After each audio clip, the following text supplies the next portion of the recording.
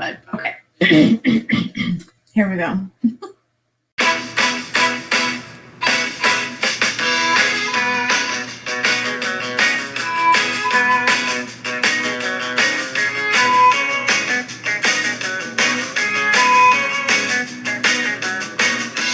What is up, everyone? Welcome to the Fun with Friends podcast. I'm your host, Allie. I hope everyone is doing well, staying safe and sane. In today's episode, I'm joined by my good friend, Katherine, and her beau, James, and we will be discussing traveling as a couple. So thank you both very much for joining me today. You're welcome.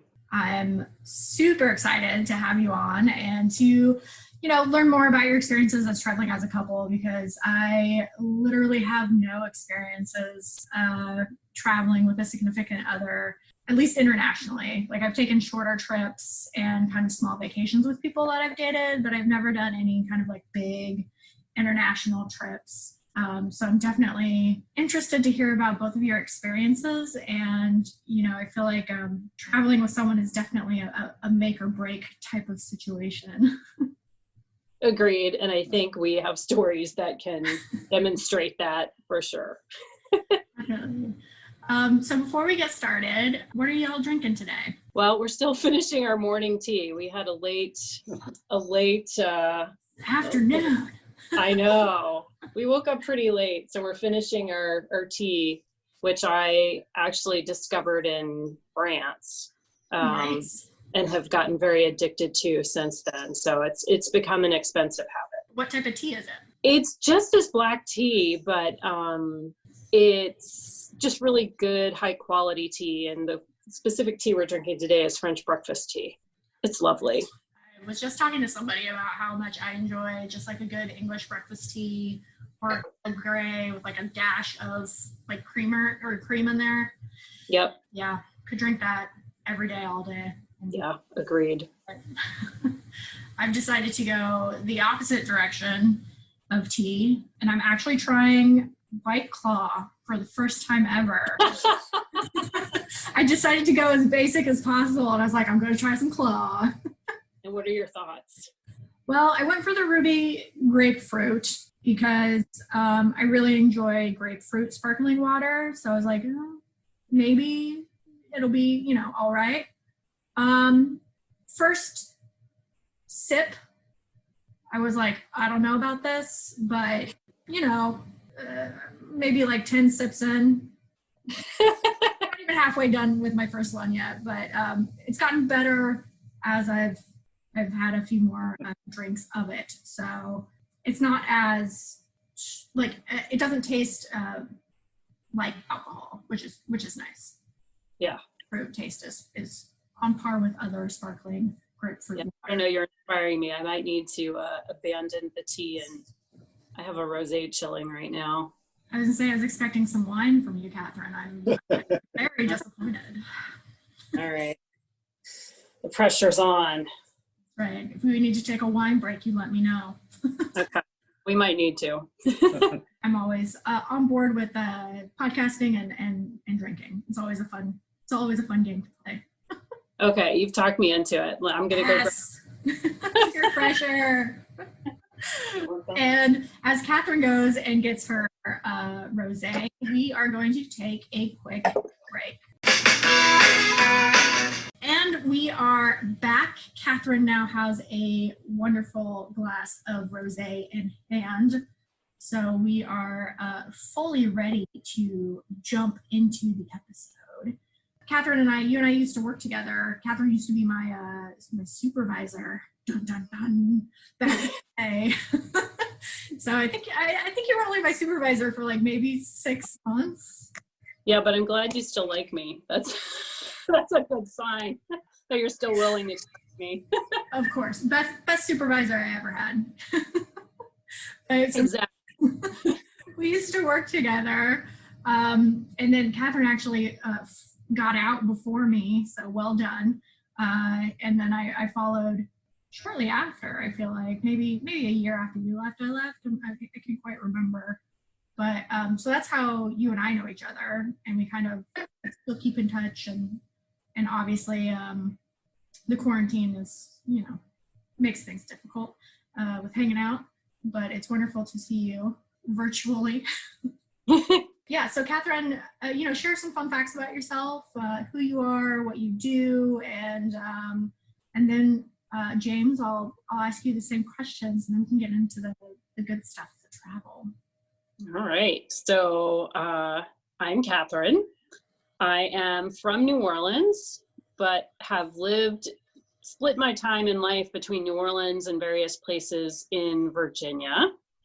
This morning I did a count. I have been to 35 states in the US, and I've been to 25 different countries, which I thought was impressive until I realized it only represents 9% of the entire world. And then I got very depressed, but it just means there's a lot more to see, and I'm very excited, hopefully, to one day be able to travel again. Oh, what I do. I work for the railroads right now, which is ironic given that my dad was a huge train buff growing up, and whenever he would take me traveling, he would use the trains as much as possible.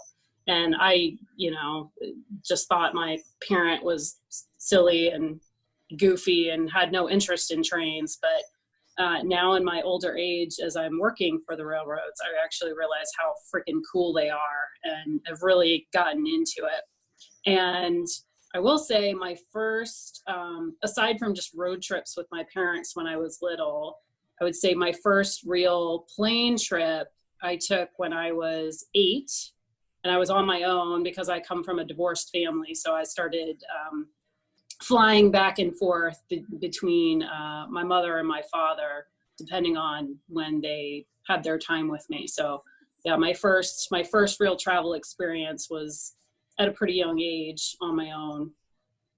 But luckily the stewardesses and flight attendants made me feel safe. But the emotional part of going back and forth between your parents was still pretty emotionally fraught. Traveling on your own at 8. Yeah. Took my first trip, domestic air flight in my 20s, I think. Yeah, in my 20s. And I was terrified. And then my plane broke down in Detroit. And so it was a whole experience for a first plane ride. But I've also only ever been on one train trip, and it was from DC to New York and back. Oh. But it was glorious. I was, holy shit, I've been missing so much by not traveling on trains, because you can literally just recline and chill. And like, I took my knitting stuff with me, and it was so relaxing compared to flying. So agreed. More. And now over to James.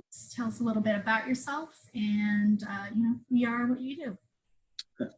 My name's James. I grew up in Northern California, Napa Valley, wine country.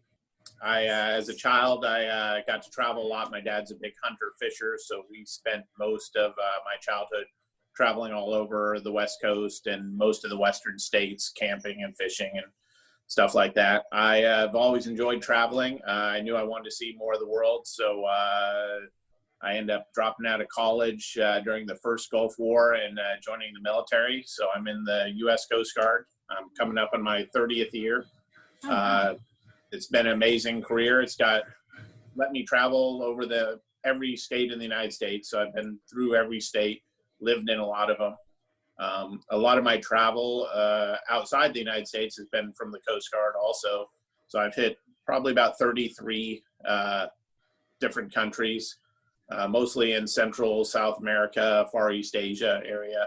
Very limited travel in Europe for my job, but I've just started recently to travel that way myself personally. So. Wow, I'm super jealous. You guys have done a ton of traveling. Have both of you done a lot of traveling with your partners, or do you typically like to travel alone or go with friends? So I've done it all. I've traveled alone. I've traveled with friends, just as friends, and then I've traveled with significant others. And it's traveling alone has always been fine. Traveling with friends, for the most part, has been okay. And it, I think, really depends on the significant other you're traveling with in terms of the enjoyment of the trip. And I was previously married. I'm now divorced. And one of the things that I had experienced in my marriage was that my husband, or my ex, was not really big into traveling at all. And when I married him, I thought, well, okay, this can work as long as he doesn't restrict my ability to go out and experience the world. And so I started doing that. And what I found was I really wanted somebody to share a lot of those moments with, or those trips with. And so it would require me pretty much dragging him along on occasion. And then I found that he didn't really want to be there, and he kind of ruined the experience because it was more babysitting than jumping in together and being excited to be in a place to go and explore together. And that really took the enjoyment out of it. So then I ended up traveling more alone or with other girlfriends, but then I found there was a loneliness factor associated with that. And so what I've discovered about myself over the years is that I really wanted a partner that I could travel with and experience the world with and have a conversation with, about what we just saw or what we just experienced, or the differences or the similarities of what's around me. And there's so many cool things to see out in the world. It's just, to me, more fun to do it with somebody else. Now, being like, I sort of walk the line on introvert, extrovert. So sometimes traveling alone, a quick weekend away up to New York or something like that is sort of totally up my bag if I just feel burnt out or I feel like I need to get away, and I can easily do that and keep myself entertained. But for the most part, I think I really enjoy traveling with other people and just sort of sharing that experience. Yeah, my experience is very similar to that. I was married, now divorced. My partner was a horrible traveler, so it made traveling miserable. And I love to travel, so it's one of my favorite things. So I found myself traveling a lot by myself. I mean, then a lot of my travel was also with work. So I mean, I had friends from work that were with me when I visited a lot of other countries. But then I would find myself setting up travel just for myself and just going camping even by myself, or traveling places myself. It limited my ability to travel outside the country a lot, but I got to travel a lot in the United States. So that was good. After I got divorced, I started traveling more with friends and people I was dating and stuff. And it's different traveling with somebody that you're dating versus traveling alone or traveling with friends. Again, I think it depends on who you're traveling with. I've been lucky and had some good traveling partners who made it exciting and fun. And Catherine's definitely the best traveler I've been with in terms of visiting places, because we have very similar ideas of what travel's about, like just exploring new places and stuff like that. So yeah, it really makes a difference on who your significant other is. But just like she said, I think the bottom line, like in my marriage, travel is such a big thing for me and something I love so much, that the fact that my partner was such a horrible traveler, it's not that they didn't even want to. Sometimes they wanted to. They just were a bad traveler. So it made it not fun for me to travel. And when that was such an important part of what I wanted to do, it made it kind of difficult. So in my opinion, you want to learn about your partner, go on a big trip with them and find out. You'll know instantly whether or not you can be together or not, because you're just going to experience so many things. So yeah, but I think maybe taking a quick little mini trip domestically is a good way to put your toe in the water to see if there's sort of compatibility there before you necessarily launch into a big trip. Although I can't necessarily, we sort of did that, but you and I just kind of dove right in and just started traveling all over the place. How long had you been dating before you went on your first trip together? 2 months. Yeah, about 2 months. 2 months. Yeah, Nice. But it was domestic. Our first trip together was actually Vegas. And that's a good trip. Yeah. So I had never been to Vegas. He's been many times. Many times. I don't know about many times, but only one many, Catherine. So I had to go on a series of work trips sort of back to back, and he decided to just come join me. So he... No. She invited me to come. I didn't just decide. She invited me to come join her. All right, I invited you. He graciously accepted. And we did. How do you say no to a trip to Vegas? I know, right? You gotta go. It was good. We had a really good time. We had a sort of laundry list of things that we had decided that we both wanted to sort of check off the list, and it was nice that he had been there before and could sort of play tour guide, because Vegas can be hard to make sense of at first. Yes. So definitely a little overwhelming. Yeah. Even if you've been there many times, it's still overwhelming.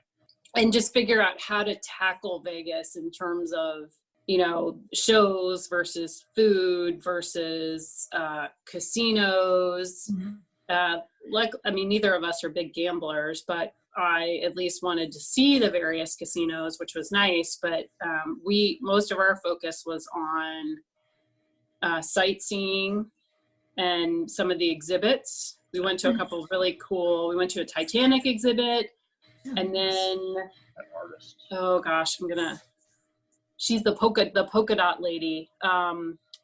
Here. Yeah, I know who you're talking about. Yeah, It's just in DC. Kusama.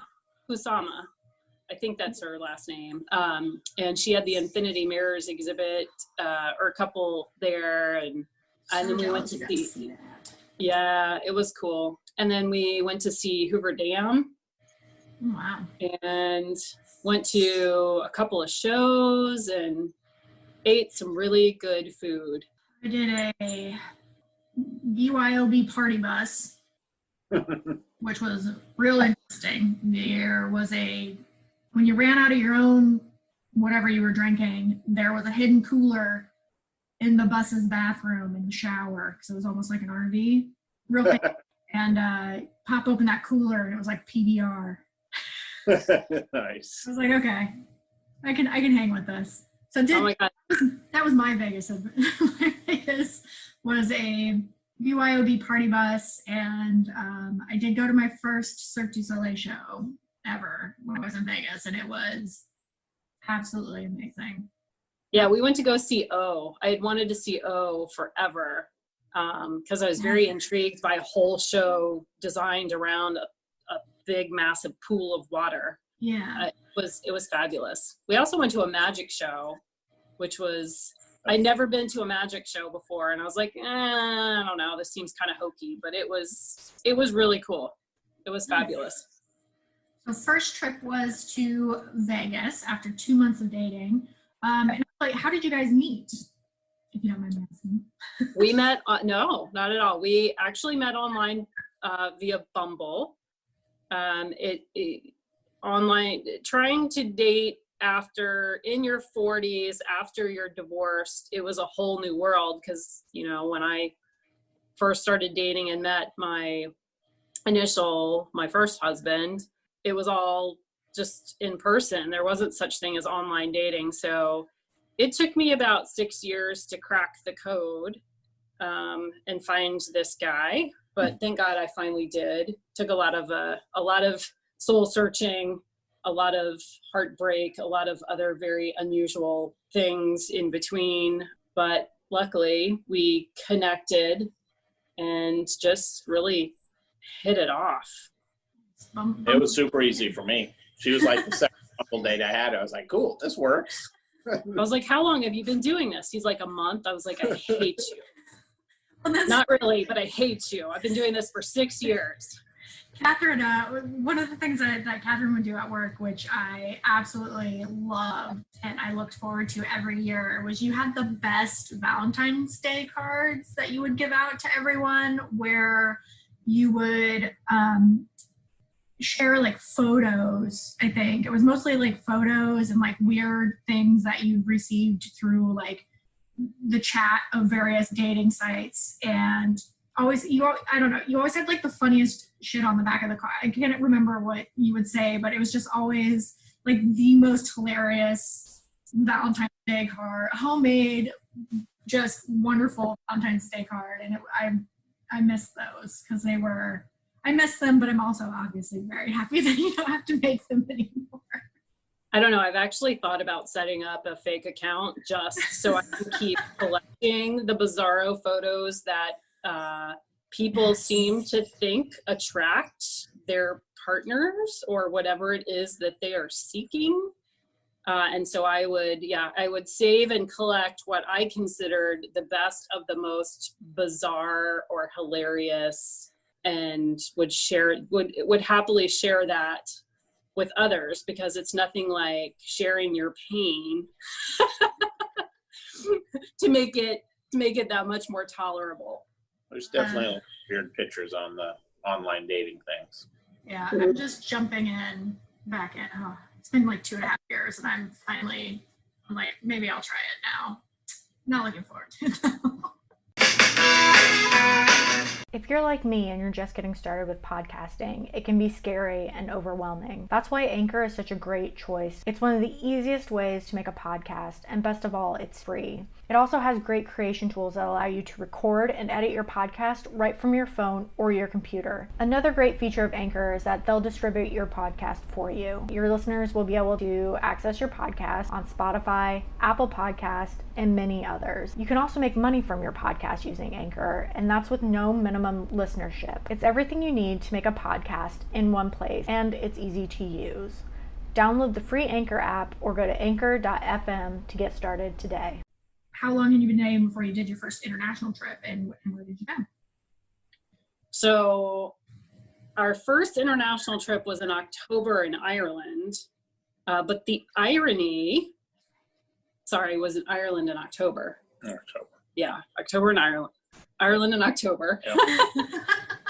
But we actually booked the tickets in April, shortly after that Vegas trip.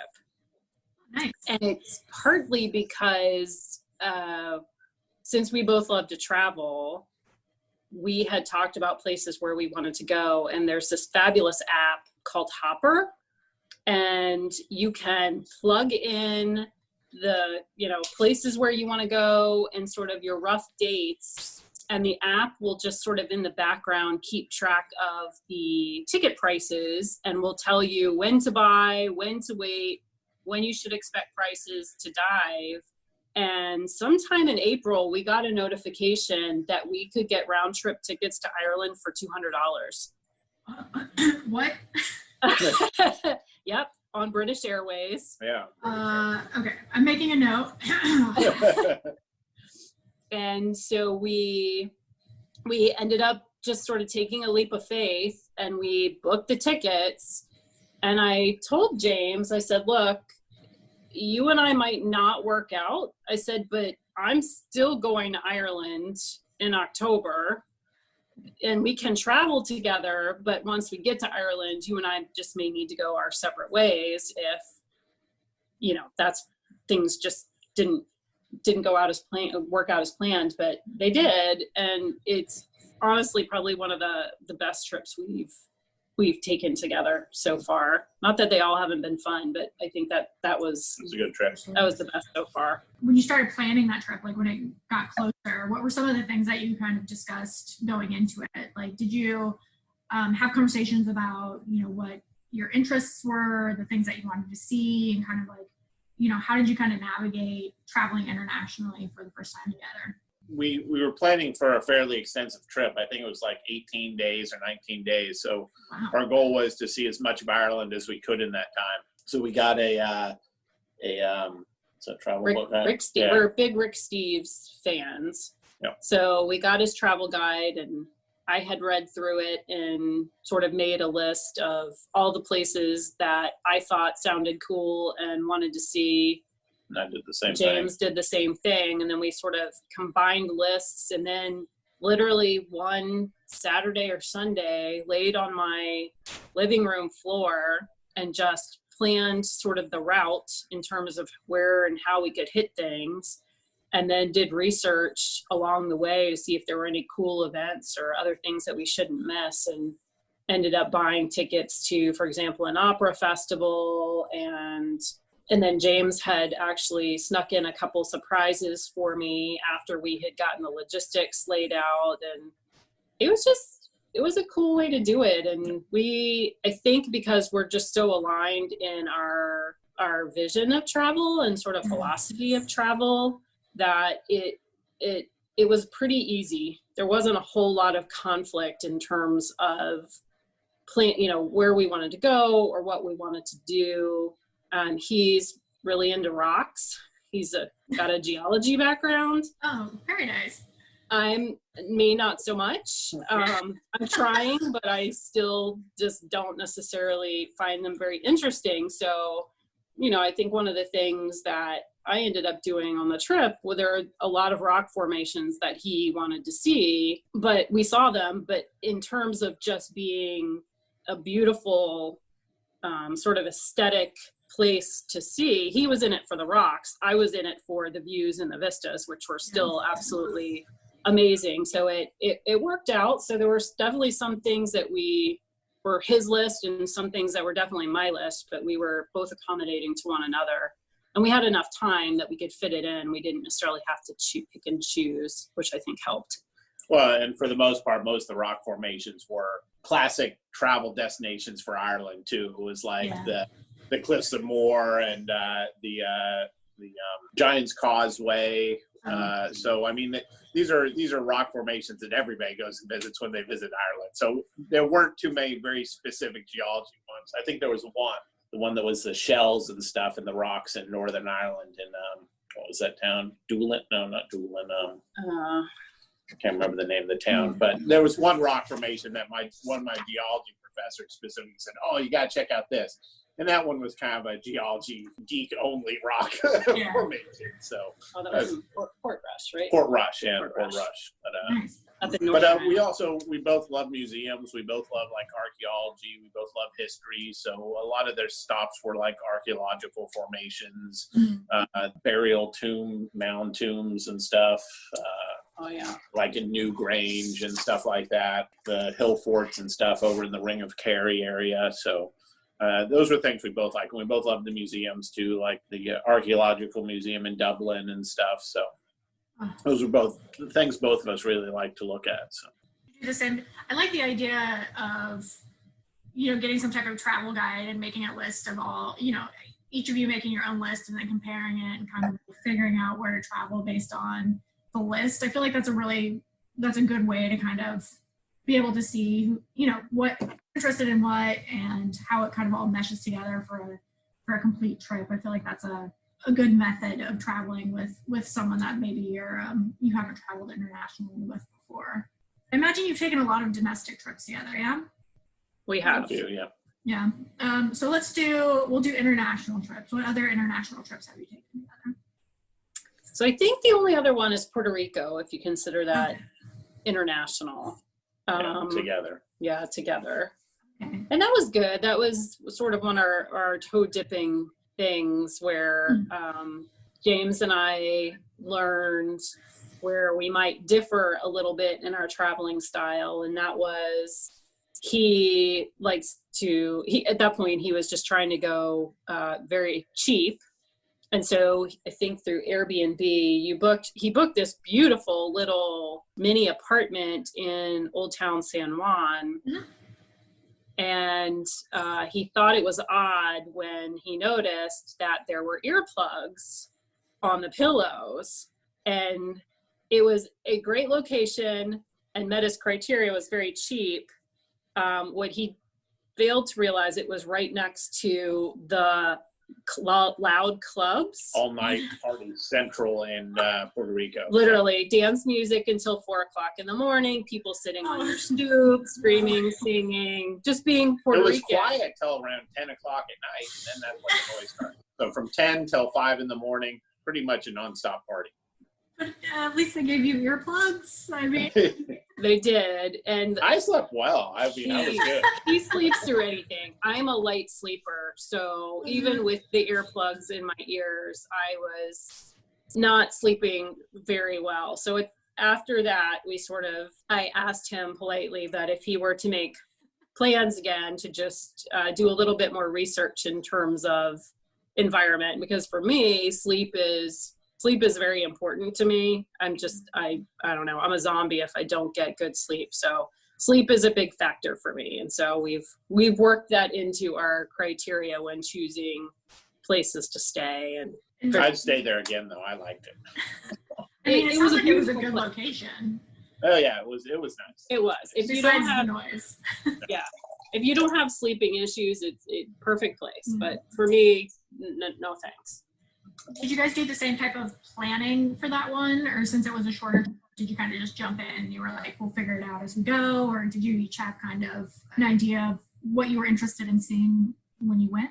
Well, we were going there for a very specific reason. It was a friend of mine in the Coast Guard was commissioning a brand new ship. So I was going there for that. And I invited her if she wanted to come along and go to it. Matter of fact, I think I flew out the day before because I had already been planning to go. And then I just asked her I said, if you want to take time off and come out with me, you're more than welcome to. So there was less planning on that one just because he was going out there for a very specific purpose, and there was a whole set of activities already scheduled around the ceremony. And so I just kind of went along for the ride and just kind of tagged along. So that one we didn't plan as much just because a lot of the time was already planned out for us. We just kind of showed up to the various cookouts and parties, and but we did have a couple of days. Like we did stuff, the same kind of stuff we did when in Ireland. We went around like the old fort and stuff and did a lot of walks and looked at the historical stuff. Saw the iguanas. Yeah, and then went and had some nice meals. There was actually some delicious food there, so that was nice. You may have already answered this, but both internationally and domestic trips, what is your favorite trip that you've been on so far? Oh yeah, Ireland definitely be the top trip. That was our longest one too, and it was a place both of us wanted to visit. So it was really nice, and like my ancestors came from Ireland, so we got to go back to some places where my ancestors lived and stuff, areas. So it was kind of neat. It's almost like going home. I guess what are some of the other domestic trips that y'all have been on? Yep. So we could start. We made a list. Oh, nice. Yes. just so we could remember. We were trying to rack our brains. You're prepared. Yeah. So our first trip was to Vegas. And then shortly after that, we actually ended up in Vermont. I was up there for training, and he just sort of came up and hung out in the hotel and did his own sightseeing while I was in class. And then we took the weekend up in Burlington and just sort of walked around Burlington and experienced that. And that was fun. Vermont's always such a cool, beautiful place to be. And the change in weather was nice. And then, we went to Puerto Rico. And then following that, we've been to New York. Yep. We went to New York and then Ireland. Then we went to New Orleans to go home for one of my family events. So that was just a quick, long weekend where James really got to meet my family. My mother is the oldest of 8 kids. And so he met the uncles and the cousins and almost the whole family. Yep. And then on the flip side, we ended up going to California and I met his family. Yep. And then we ended up going skiing up in Tahoe. Big Tahoe, yeah. In the second part of that trip. Nice. Yeah, you guys have kind of just bounced all around, huh? I know, it's funny. So right before the COVID hit, I was kind of at the point where I was like, man, I'm kind of tired. Like it's been fabulous because it's so much fun to have a travel partner that you just you find every reason and excuse to do a trip. But I was getting to the point where I was a little tired and I was like, I think I just need to stay home, be a homebody for a while. And now I've gotten that wish. And I would say, yeah, I know. Well, it's funny because we had all that travel together, but then she also had I think 2 trips out to California where one of them was like a week where you had to drive all over California. 2 weeks, yeah, for work. Yeah, I went to Greece like the month after we started dating. So I was in Greece in March of last year. So and then I went to Yellowstone for July last year. So I mean, we packed a lot of travel in the last year. Man, I'm it was crazy. So jealous of your travel lifestyle. Like that's what I was like gearing up to do. I was like, man, 2020, it's going to be my year. And I had like concerts and everything, you know, like I was like, 2020 is going to be dope. 2021, let's go. Like, we'll see. Oh, that's so amazing. And Katherine, you've been to Greece before as well. James, was that your first time going, or had you been? That was my first time. Matter of fact, she gave me a lot of travel tips. So the interesting thing is that was actually supposed to be a travel destination with a different significant other that was planned a year ago that didn't work out. Oh. And I ended up going with a good friend of mine instead. He hadn't told me that yet. Oh, I didn't tell you. Okay. Yeah, that was a different travel partner that I was supposed to go with. Nice. And Katherine, that was a trip you took with friends, with a friend, I think, right? Or you went in a travel group? I went with a really cool travel group, and then I also had gone with one of our other coworkers who happened to be a good friend of mine. And Greece is it's an amazing place. Awesome. Every destination we went to just seemed to be more fabulous and more beautiful than the last. Like there was not a single part of Greece that I did not like, except for the heat. I would not recommend Greece in July. It was I went in March and it was beautiful. It was beautiful. Hardly any people there. We got to like walk around the Acropolis almost by ourselves, it seemed. So it was very nice. I would recommend March. And then for Ireland in October too, that was kind of off season, but it was fabulous. The weather was nice. I think we only had like 2 days of rain that were really bad. I mean, we've been, I think those, like the spring and fall time, I think good times to travel. I would not want to be in Greece in the middle of summer. They said it's horrendously hot and packed with people and cruise ships pulling in. And yeah. Well, and even Ireland off season, we didn't have to wait there were no lines. We didn't have to wait in any lines to be able to see stuff, which means you have so much more time to actually see more things when you're not wasting 2 hours just waiting in a line to try to get into a site or an attraction. Yeah, I had the opposite experience in Scotland in October. It rained the entire time.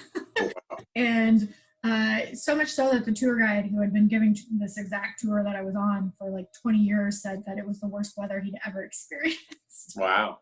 It kind of added to like the I don't know, it was, I don't know. I loved it. That's my type of weather anyways. And like, I'm super pale. So I was like, thank God. I'm not going to be like, I was okay with it. So James, you kind of mentioned that your Greece trip, that was something you had planned with someone else, which kind of leads me to my next question, which is, have you ever done any traveling with someone that you're dating before traveling together? I mean, I have. I mean, travel is one of my favorite things. So I'm always up for traveling with somebody. I have lots of friends I've traveled with. Like I love going camping and stuff. So I've done that. And pretty much most of my significant others I had before I got married, I love going camping. Most of it was domestic stuff. I'd never really traveled internationally with any significant other. Katherine would be the first that I did. I was his first. That means I'm the most memorable. That's right. You'll always have Ireland. I'll always have Ireland. But I've done, like I said, I've done a lot of domestic traveling. I love driving, so I love car trips, road trips. So I've gone on road trips with significant others for like, I think the longest I've went is like 3 weeks in a car, camping most of the time and stuff. So it falls down to if you have the right partner, you can do it. If you don't, then it's horrendous. Like I've driven across the country, I think like 8 times now for my Coast Guard career, traveling to new units. And every time I do it, I usually take a month. So I'll take either the northern route or the southern route, or I'll wind back and forth. And I've done that married, which was horrible because she was a horrible traveler. So so a lot of times I would just say, listen, you can fly and meet me I'm going to take the drive and I'm going to go to the places I want to go, see my friends, do camping. One time I took my daughter across country with me. She actually, my wife at the time actually drove too, but she drove her mother with her, and I had my daughter with me. And we kind of stayed the same route, but I was like camping with my daughter the whole time. They were staying in hotels and stuff. So they got to be miserable together, and my daughter and I. I've always enjoyed traveling. I've never, except for my marriage, I've never had a bad time traveling with somebody or significant other, because most of the people that I've traveled with have enjoyed like camping and stuff like that. So yeah, I feel like the they always say that like if you want to get to know someone and know if you're like good for each other, to take a trip together. But I feel like taking a 3-week car ride with someone is probably like, will definitely let you know. Whereas like international travel, I don't know, taking a car ride seems way more intense than doing like international travel with someone. It definitely can be. You definitely, I would never just jump into a car ride with somebody for 3 weeks unless I'd traveled with them a little bit shorter trips beforehand, like full day trips. Yeah, Otherwise it would be. Yeah, that's a lot of time. A I'm like, lot of holy time. shit. I don't think I could do that even with like a best friend. What about you, Catherine? Had you ever done any like international trips with an SO before? I have. So with my ex-husband, I had traveled with him, I mean, both domestically and internationally, but trying to get him to go, I had to literally talk him into leaving the country. And part of my deal was like, he wouldn't go unless I was like, fine, I will pay for you to come with me. And he was like, okay, fine. Like, then I'll go, as long as I don't have to pay for it. But I'm not going to be a tourist. You know, that was his thing. He hated being a tourist. I'm like, well, what the hell's the point of traveling if you're not going to go see all the fun things that are out there in the world to see? And sure, they may be a little kitschy and they may be touristy, so to speak, but they're still worthwhile seeing. So my compromise with that was trying to do more adventure type travel, where it wasn't just museums and sightseeing. It was, we took a couple of bike trips in Europe, where one was a bike and boat trip where literally your hotel is a boat. We went through Austria that way, started in Germany, turned around in Slovakia. And so we stayed on a boat as a hotel and basically rode bikes throughout along the Danube all day long, which was a really cool way to sort of still sightsee, but it was less, I guess, that stigma that he was trying to avoid. We did the same thing in Holland, but went from hotel to hotel. That was good too. But he also was not a good traveler. He just needed a lot of babysitting. He was, I don't know, it's almost like he was paralyzed in terms of being able to function as an adult and make decisions and figure out where to go and what to do and how to get there. And so it was really unpleasant to just have to be in that sort of parent role when you really just wanted to be in a romantic partnership role. Yeah, kind of babysitting and enjoying the experiences. Yeah, I mean, not to say that we didn't have some good moments, but once I got divorced from him, there's only one other boyfriend that I ended up traveling with. And I like to think that I have improved a little bit with every person that I've dated. And hopefully at this point, I feel like I've hit the jackpot. But definitely think there's something to be said about finding someone that you're, like you said, your travel values like very closely align with each other. Like they don't have to be exactly the same, but you know, having someone who kind of has that same mindset as you when it comes to travels is definitely a huge plus. No, and I agree. And I think the other, at least in my mind, the important factors are, well, number one, just having a sense of curiosity and having that desire to go out and explore the world, but also how you use your time when you travel and how you want to spend your money. Mm-hmm. Because some people want to be, you know, really frugal, luckily, and like won't splurge. Like the other person that I had dated and had gone on international trips with, he and I very much aligned in terms of wanting to see places and how to spend time, but I think our money values were a little bit different. And so while it didn't really conflict or take away from the trip, I think it meant that perhaps we missed a couple of really cool experiences. Like, for example, when James and I were in Ireland, we definitely splurged. And one of his surprises was he ended up booking a hotel room for us at this O'Brien's Castle, which is this, 4-5-star resort. And we had like these gourmet meals, and there was these beautiful grounds, and we had this ridiculous suite that is probably about the size of my condo here. And so we got upgraded to that for free. I didn't pay for that. I wasn't splurging. James, don't tell her. Oh, she knows. So the place we're staying was the ancestral home of the O'Brien clan. So all the royalty, it was their ancestral castle, and then it ended up getting sold to some corporation. But it's still known as O'Brien Castle. The family crest is all there, and it was cool because when we got there, they were like, "Welcome home, sir." And they're like, "We've upgraded you to our best room in the entire castle." And I was like, holy crap. I looked it up, and it was like 4 times what I paid for the room that I had asked for, but it was beautiful. And like they said, it like the nicest place for dinner under my great grandfather's painting and stuff for the O'Brien family and stuff. It was pretty neat place. We had a TV in our soaking bathtub. Yeah. The bathroom was bigger than my apartment is, so yeah, I think you're right about that. For us, I think it's important to treat ourselves and splurge a little bit. Obviously you want to try to stay within some sort of budget to be able to make it all work, and particularly if you want to go on longer trips. But I still think days of rest and splurging every once in a while are important, or at least for us.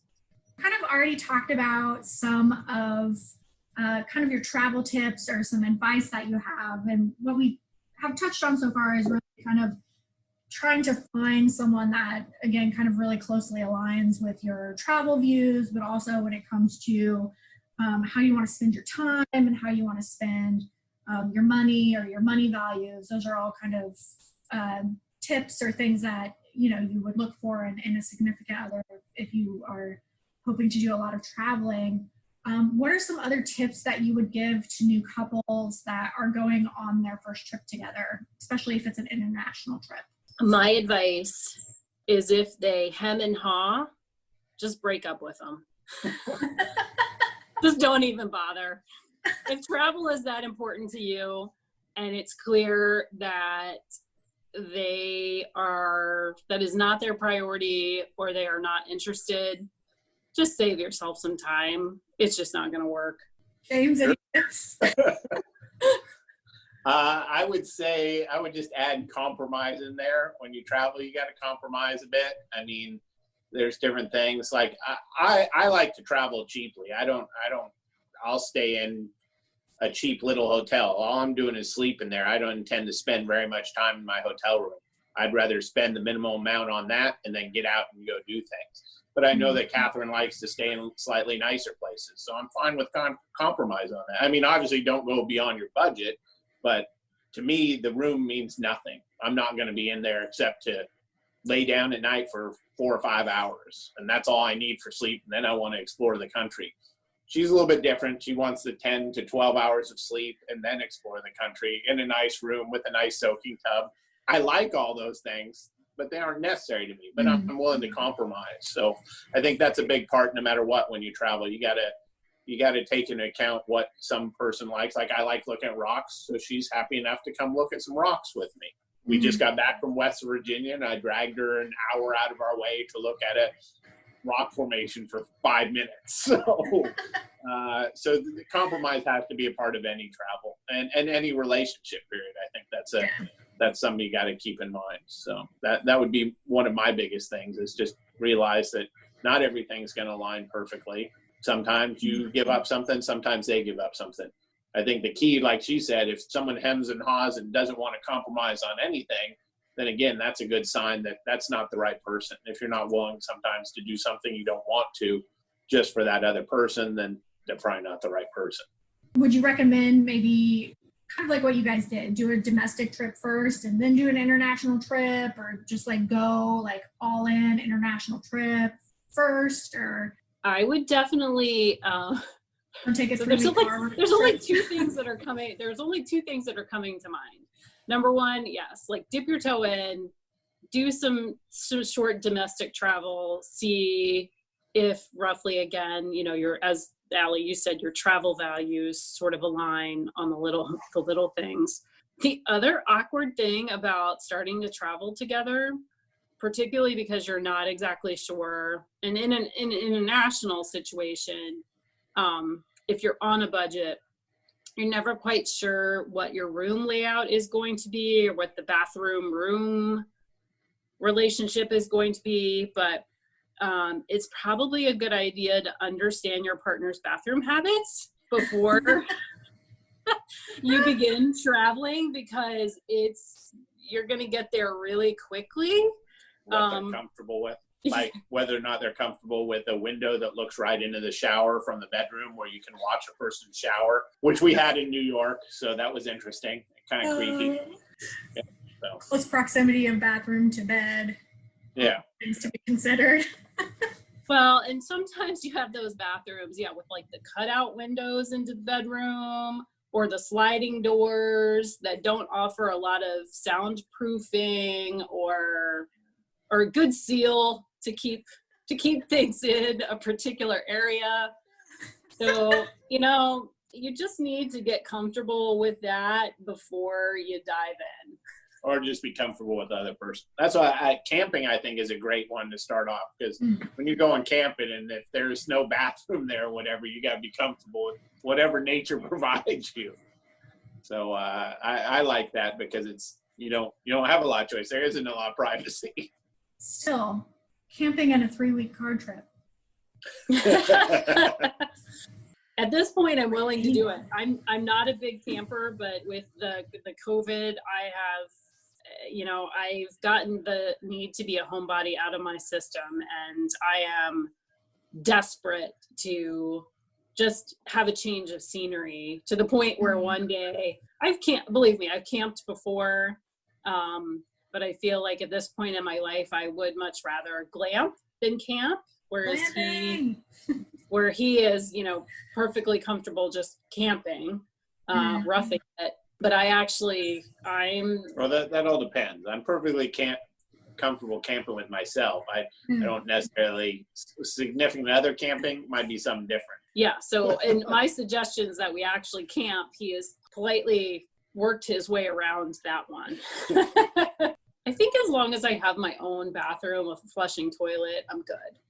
But I don't necessarily like to share that space with, other campers on a campground. So on that note, we're going to move into a speed round of travel questions. What is your favorite thing about traveling? And we'll go with James first, and then to Katherine. I just love new experiences. So I'm big on doing things and going places I haven't been before. So that's my favorite thing. I like just new stuff, seeing new things, doing new things. That's my favorite part of travel, being somewhere I haven't been before. I want to see all the amazing things in the world. And of course, social media helps you figure out what those things are. And as well as Atlas Obscura. I love that website, and finding the funky little cool, maybe generally unnoticeable things, but that tell a story. So I just love discovering. I think that's the best part. Yeah. What's one of the most adventurous things that you've done on a trip? Yeah, so it wasn't necessarily with James, but on my honeymoon, we went to Costa Rica, and we went ziplining in Costa Rica, and they lie to you, because all the pictures they show you are these you're on these zip lines, you're going through the trees, and it's not a big drop and you're fine. But after it's this series, this network of zip lines, and the last zip line was literally over like a mountain valley. And I was just thinking, oh my God, if this line snaps, like I'm dead. I'm going to be like, number one, I'm going to drop like several hundred feet to my death to be impaled on trees. And luckily there was I was in the clouds, so I couldn't necessarily see everything perfectly well. But I would say that is probably the scariest thing that I have done. Now, whether that's adventurous, I don't know, but I don't think I would ever do that again. I have lots of stories that are oh my crazy. God, you need to tell the puma and the... Well, that surprisingly took place in Costa Rica too. So one of my jobs when I was in the Coast Guard on one of the ships I was on, I was in charge of all our port calls. So my job was to set up fun things to do for the crew whenever we pulled into place. And I like really crazy, adventurous stuff. So I'd find out whatever the strangest stuff we could do was, whether it's zip lining. There was one where we got on this little plane, flew across Guatemala to some ruins in Tikal. And I mean, it was a disaster. We flying back over the mountains and we were landing at airports that had no runway lights and it was dark. So they were like, we can't land here. We got to go back. And we're like, no, we got to land because that's where our ship's at. So just crazy stuff all the time. In Costa Rica, we had a horseback riding trip up through the mountains to a zip line. When we got there was a flash flood. The river that we had crossed was now uncrossable. Several of the people almost drowned in the flash flood because they were standing under a waterfall when it happened. It was a minor disaster. One of the horses had just had a baby horse. The baby horse kept running around, and it made the mother horse, which somebody was riding on, follow it and just sprint off in a direction. And then the baby horse broke its leg, and the tour guide was going to go shoot it. And I was like, you can't shoot it in front of all these people. So they loaded it in the back of the car. I'm sure they shot it later, but I mean, it was a crazy trip. The flash flood caused us to be so late. It was like 11 o'clock at night. We had to get back to the ship, which was like 3 hours by horseback away. And that was the only way we could get back. It was pitch black. We had no lights. The guy said it was dangerous at night because there was pumas in the jungle and they love to kill the horses. So we're riding on horses in the middle of the night in the middle of the jungle in Costa Rica with freaking out thinking that a puma's going to attack us at any moment. So, I mean, that was pretty common for most of our stops and trips. We talked about that story. He told me that story on our first date. Yeah. And I was like, that's it. It's number one, don't ever take me on a trip like that. But number two, okay, I think I can date you. I have a lot of them like that. It's pretty crazy traveling internationally for the military and pulling into countries that people don't pull into a lot. And it's definitely a fascinating world out there. So before we wrap up, I like to ask my guests a final question. So what is one thing that you've always wanted to do, so like a bucket list item, that you haven't done yet, and what do you think is holding you back from doing that, from checking it off your list? So ironically, I have always wanted to open my own business, and right before COVID hit, I'm in my 40s. I don't know, maybe it's a midlife crisis type thing, but I'm like, what am I doing with my life? I love my job, but at the same time,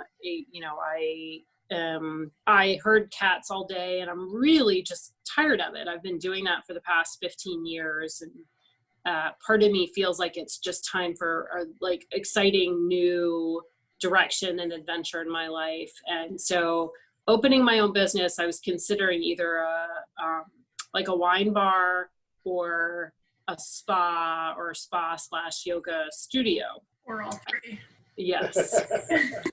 And then COVID hit. And I had already had sort of reservations because right now I have a great job with fantastic benefits. So I know I have the money that I need to travel and the time that I need to travel.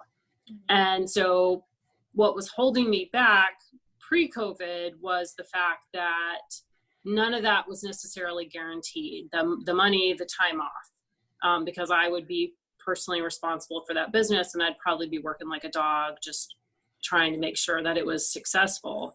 And then COVID hit, and then it even brought more to light how grateful and lucky I am to have a job where I still have a paycheck and time off. And so in theory, I can still accomplish the travel that really is a priority in my life. And one of the reasons that I bought the condo that I did, when I spoke to my real estate agents, I was like, I want to go well under what I can technically afford because I still want to go to Europe every year. Like that's where I want to spend my money. So that's how I've compromised. And that's one of my priorities in life. And COVID has definitely hit home that if I were to go into business by myself, a lot of that would be either sacrificed or compromised. And so that, at least right now, is what has certainly held me back in terms of pursuing that, even though it would still be lovely. But I think right now, while I'm still physically able, I think I need something to be able to support my travel habit. What about you, James? What's a bucket list item? Well, mine's much easier. I've always wanted to skydive, and I just don't want to dive. So, I mean, I'm scared to death of heights. That's it. That's the only reason. No, I'm right there with you. I want to do it. It sounds cool. I look at people do it. I know friends that have done it. They said, "Oh, it's cool. You got to do it." But I'm just like stepping that. I could just see myself getting up on the plane and be like, "Nope, never mind. I'm going back with you guys." So. I think that's a popular one. I think I'm up to like 6 or 7 people now that I've had on the podcast where skydiving is something that they want to do. And we were all talking, actually, we were going to get a group together. We were going to go as a group and do skydiving, like all of us together. So I don't know if skydiving is still happening. That would be its own podcast. Exactly. The skydiving podcast. I'll let you guys know if we end up going, and you can, but I'm the same way. Like I think about it a lot because it's something I want to try as well. But it's the same thing. I'm like I can barely handle a roller coaster. So I don't know how well I would handle skydiving, but just think like after the fact, you'll be able to like sit back and be like, I did that. Like I forced myself to do that thing that I'm terrified of doing. I'm going to go skydiving. It's just a matter of when. So. Yeah, I'll be waiting. I will drop you off and I will pick you guys up and I will listen to your stories. But you can just watch us all land and be like, I don't need to do that. Well, nobody needs to do it. You just gotta try it. Thank you guys both so much for being on the podcast today. I really appreciate it. And it was, I loved hearing kind of about your travel adventures. Yeah, thanks so much for being on. You're welcome. I'm sorry I didn't curse more. I know, I'm very disappointed. Because I love to curse. I know, I do too, but I gotta tone it down. It's cursing. Can't be the only one. I got you to drink wine though, so I mean that's a win. Well, yeah, that was an accomplishment, Allie. I'll let you believe that. Yeah, it was fun. But I really appreciate it. And James, it was great getting to know you better and kind of hearing more about your travel adventures. And I don't know, I might hit you up sometime in the future just to get more crazy travel stories from time in the Coast Guard, because it sounds like you have some good ones. Oh, definitely. I would agree. And listeners, as always, remember to get out there, try something new, and have some fucking fun. Goodbye. Bye. Thank you for tuning in to this week's episode. Be sure to check out the Fun with Friends podcast on social media. We are on Instagram @Fun with Friends Podcast. You can also find us on Twitter at funfriendspod1. You can also reach me by email at funfriendspodcast@gmail.com.